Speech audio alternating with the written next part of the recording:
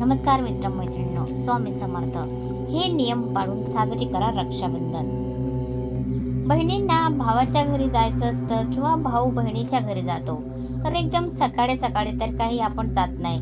त्यामुळे मग भद्राकाळ किंवा अशुभ शुभ गोष्ट असं काही डोक्यात धरण्यापेक्षा आपण थोडंसं निवांत यावेळेस रक्षाबंधन करू असं तुम्ही मानलं तर तुमच्या डोक्यामध्ये कोणत्याही प्रकारे शुभ अशुभ विचार येणार नाही.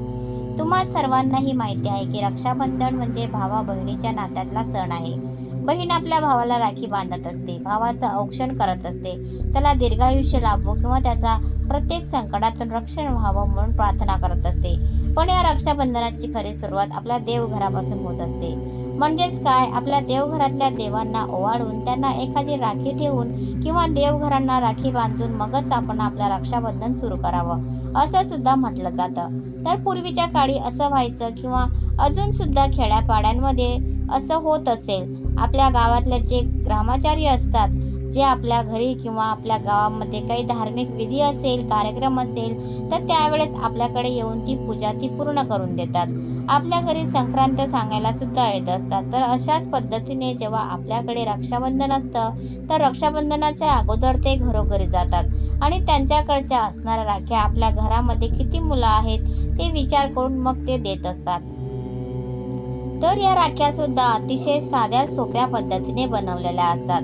एक बारीक असा रेशमी धागा आणि त्याच्या मधोमध रंगीत कापसाचा गोंडा, झाली राखी तयार. तर या पद्धतीने राख्यांना देव राखे सुद्धा म्हणतात. आताचा काळ खूप बदललेला आहे, जीवनशैली सुद्धा खूप व्यस्त झालेली आहे.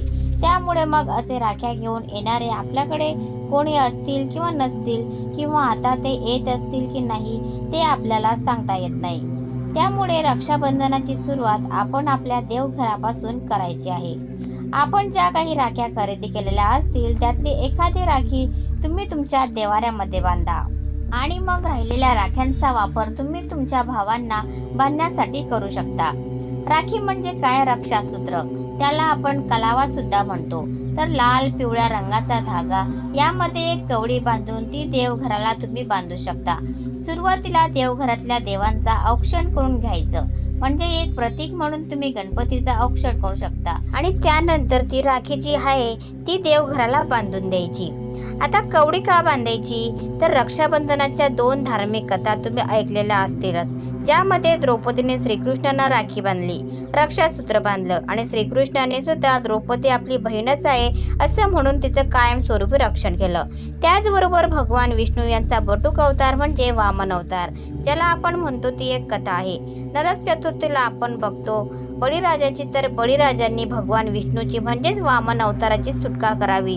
त्याने तर ओळखलं नव्हतं की ते भगवान विष्णू आहे, तर सुटका करावी यासाठी त्यांनी बळीराजाला रक्षासूत्र बांधलं. म्हणूनच तुम्हाला माहिती आहे का की माता लक्ष्मीला कवड्या अत्यंत प्रिय आहे किंवा कवड्या लक्ष्मीकारक आहे असं मानलं जातं. म्हणूनच ती कवडीची राखी तयार करून देवाऱ्याला बांधायची असते.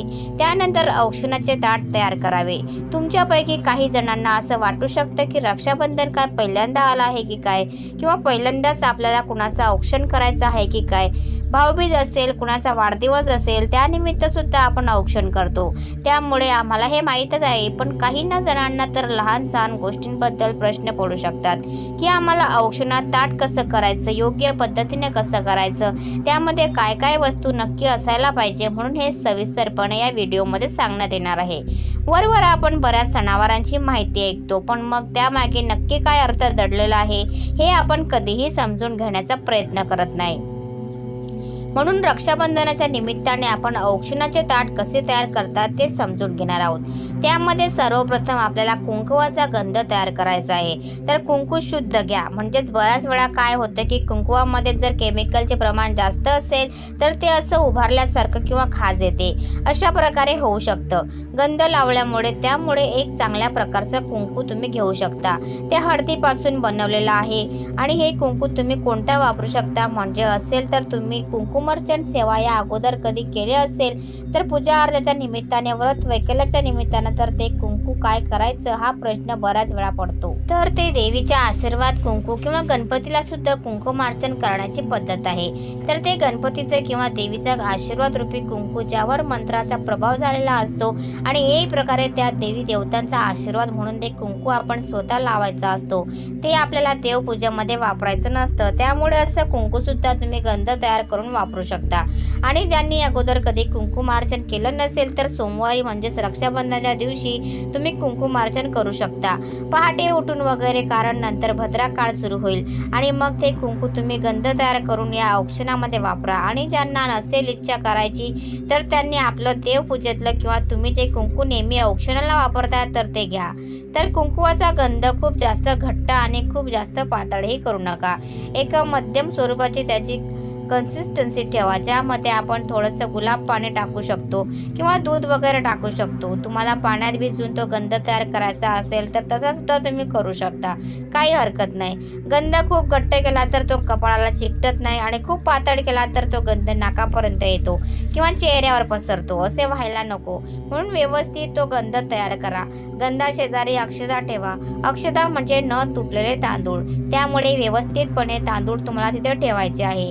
त्याचबरोबर तुम्हाला एक तेलाचा किंवा तुपाचा दिवा लावून घ्यायचा आहे, ज्यामध्ये खूप जास्तही तेल भरू नका. आणि तुपाचा दिवा जर लावायचा असेल तर एक काळजी घ्या, सध्या पावसाळ्याचे दिवस चालू आहे आणि बऱ्याच वेळा काय होतं, थंड वातावरण असल्यामुळे तूप थिजते किंवा घट्ट झाल्यामुळे ऐन ओवाळायच्या वेळेस विझून जातो किंवा तो दिवा लवकर प्रज्वलितच होत नाही. अशा वेळी अशा गोष्टी घडतात. त्यामुळे मग तुम्ही तेल वापरलं तरी सुद्धा चालेल. त्यानंतर औक्षणाच्या ताटामध्ये एक नाणी घ्यायचं आहे, ज्याला आपण ओवाळतो तर त्याला धन संपत्ती सुख समृद्धी सर्व काही लाभावं यासाठी 1 रुपयाच्या नाण्याचा वापर केला जातो. काही ठिकाणी 1 रुपयाचे नाणे आणि सुपारी वापरली जाते. तशी सुपारी एक टणक असते. त्या पद्धतीने ज्याला आपण ओवाळतोय तो सुद्धा व्हावा किंवा त्याच्यामध्ये सुद्धा तो मजबूतपणा यावा की कोणत्याही प्रसंगाला तू अगदी व्यवस्थितपणे सामोर गेला पाहिजे. त्यामुळे काही ठिकाणी सुपारी वापरतात किंवा मग काही ठिकाणी सोन्याचं एखादं नाणं म्हणा किंवा सोन्याचा दागिना त्या पूजेमध्ये ठेवतात, जेणेकरून आपण ओवाळणाऱ्याला ते असे त्याचे डोक्यावरून वगैरे फिरू शकतो. अशा पद्धतीने नाणे किंवा सुपारीचे महत्त्व आहे. काहीतरी गोड पदार्थ तुम्हाला औक्षणाच्या ताटामध्ये ठेवायचा आहे. तुम्ही इथे सुकामेवा ठेवला तरी चालेल. याचं कारण म्हणजे सोमवार आहे, बऱ्याच जणांना उपवास असू शकतो.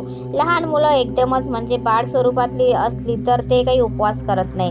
त्यांना आपण चॉकलेट म्हणा किंवा त्यांना जे काही आवडत असते तसे गोड पदार्थ देऊन त्यांना राखी बांधू शकतो. पण जे मोठे आहेत, बरेच जण शक्यतो श्रावणातले उपवास करतात. मग मिठाई सुद्धा तुम्ही अशी घ्या जी उपवासाला चालेल. अशा पद्धतीने सुकामेवा तुम्ही ठेवू शकता. फळांचे काप ठेवले तरी सुद्धा चालेल, जेणेकरून आपण रक्षाबंधन साजरा करतोय म्हणजे आपला एकमेकांमधला जो काही स्नेहभाव आहे, आपल्या नात्यातला जो काही गोडवा आहे तो टिकून राहावा याचा प्रतीक म्हणून आपल्याला काहीतरी गोड पदार्थ ठेवायचा असतो. आणि सर्वात महत्त्वाचं म्हणजे राखी. राखी तर कशी असावी?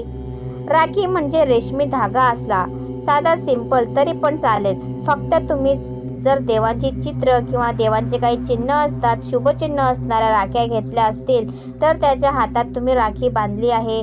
त्यांनी ही काळजी घ्यावी की ही त्या राख्या कुठेही फेकू नये किंवा कुठेही टाकून देऊ नये. रक्षाबंधनानंतर आपण 10 दिवस तरी राखी ठेवू शकतो.